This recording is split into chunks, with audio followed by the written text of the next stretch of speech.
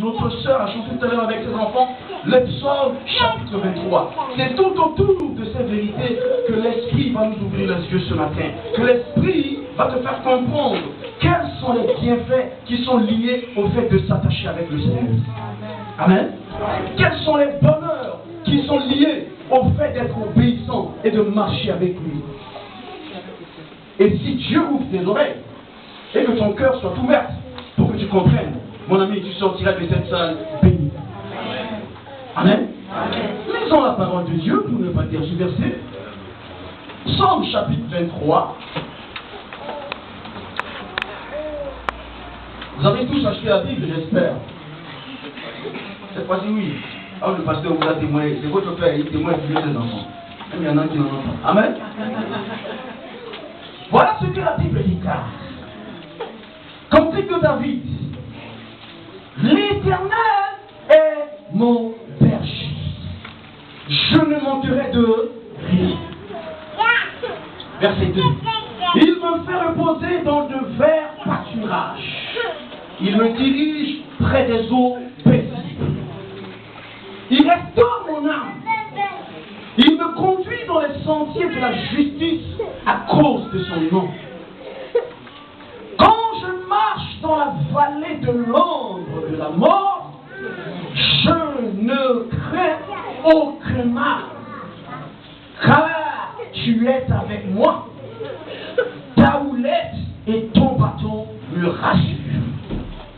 Tu dresses devant moi une table ou en face de mes adversaires.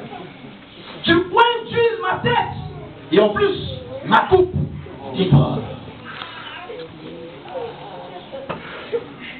Oui, le bonheur et la grâce. Soulignez ces deux aspects parce que l'Esprit va nous ouvrir les yeux pour comprendre. Le bonheur et la grâce m'accompagneront tous les jours de ma vie. Et moi, j'habiterai toujours dans la maison de l'Éternel jusqu'à quand? Jusqu'à 2014. Et je suis découragé. Jusqu'en 2015. Jusqu'à ce que je sois marié et puis je quitte l'église. Jusqu'au jour où j'aurai un travail, je dis je suis fatigué, j'ai beaucoup de travail. Jusqu'à la fin de mes jours. Voilà un homme qui a vu l'Éternel.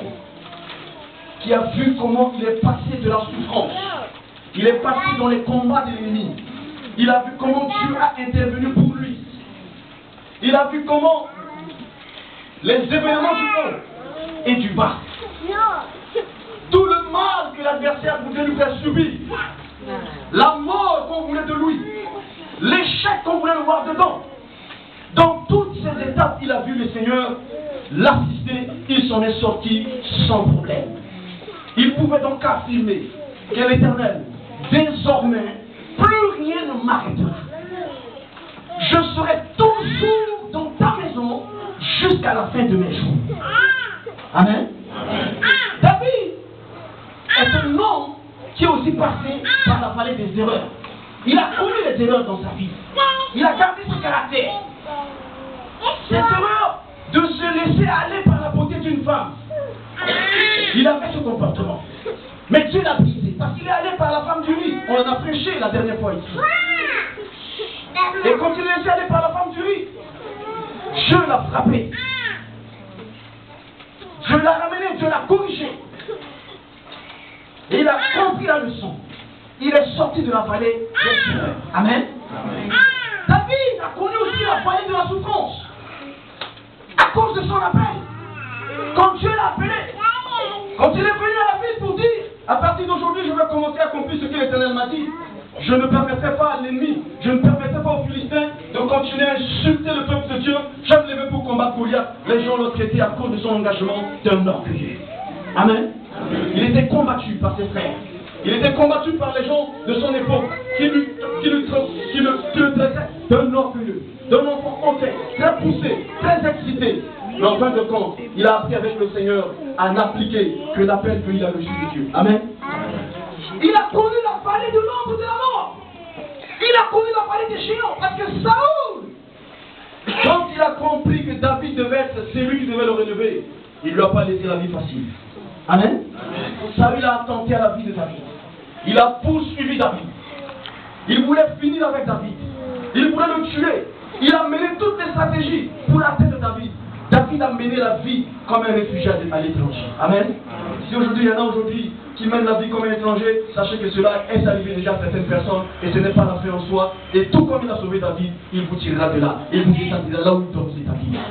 Il a mené la vie comme un étranger qui a eu l'asile chez l'ennemi dans un pays où il ne voulait pas. Il a traversé des géants comme Goliath dont nous avons parlé ici. Et cet homme a finalement compris qu'il n'y a rien qui puisse nous arriver sans que le Seigneur ne soit capable de nous en délivrer. Amen. Il n'y a rien qui puisse nous atteindre si ce n'était pas Dieu qui l'accepte. Il a compris que même celui qui est fort, qui te poursuit, quelle que soit sa nature de force, qu'il soit non fort politiquement, économiquement, financièrement, s'il te poursuit, même si Dieu devait le livrer entre tes mains, il te le livrera. Parce que Dieu l'a livré Saoul entre les mains. Il a vu Saoul, il dit je ne touche pas celui-là. Amen. Je ne suis pas appelé à toucher. Laissez la vengeance à Dieu. Amen. Et quand il a compris, il nous atteste. Le psaume 23 est tout le parcours de la vie de David. Il résume en quelques mots tout le parcours de sa vie. Comment le Seigneur est merveilleux dans cette histoire. Revenons à notre texte. Le verset 1 dit que l'Éternel est notre berger. Voilà l'affirmation d'un homme qui a compris qu'il a déjà atteint sa destinée. Un homme qui connaît, qui a appris à faire de sa marche dans la souffrance, fait de l'Éternel son berger. Amen. Vous savez, quand on parle de berger, et Jésus, dans Jean, chapitre 10, il dit, je suis le bon berger. Mais quand on parle de berger, cela suppose qu'il y a des brebis. Amen. Or, qu'est-ce qu'une brebis? Tu peux me dire ce qu'est une brebis? Dans la salle? Amen. Personne ne connaît? Qu'est-ce qu'une brebis? Je voudrais que quelqu'un mette dans ce matin. C'est? Voyons. Oh, c'est tout. Mais dans la presse, c'est quoi une brebis? C'est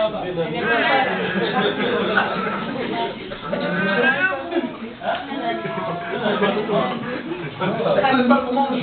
C'est un animal qu'on mange. Mais ça va. Ça c'est un livre. Et chez nous on appelle ça aussi tabac.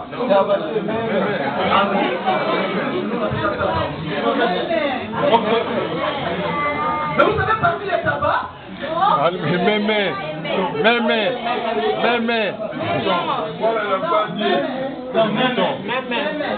Moi, je la vois dire. Alors, chez nous, c'est la nuit qui est tabac. Amen. Voilà l'image de ce que la Bible nous dit ici. C'est même l'agneau. Voilà. Quand on parle de berger, il faut que tu sois même. Tu as compris? Aujourd'hui, dans l'église, ce n'est pas des mêmes on coupe des bouts. Les gens qui ont des cornes. C'est les tabacs.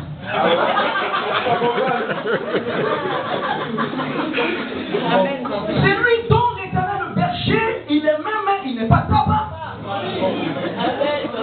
Parce que le tabac est capable d'aller avec ses pour attaquer celui qui veut le guider. Mais vous savez, on dit souvent des personnes qui suivent quelqu'un sans dire un mot, on dit pourquoi tu le suis comme un mouton de panure. Les moutons des panures, vous savez, même s'ils sont sur une barque, ils ne maîtrisent pas le danger dans lequel s'expose son maître.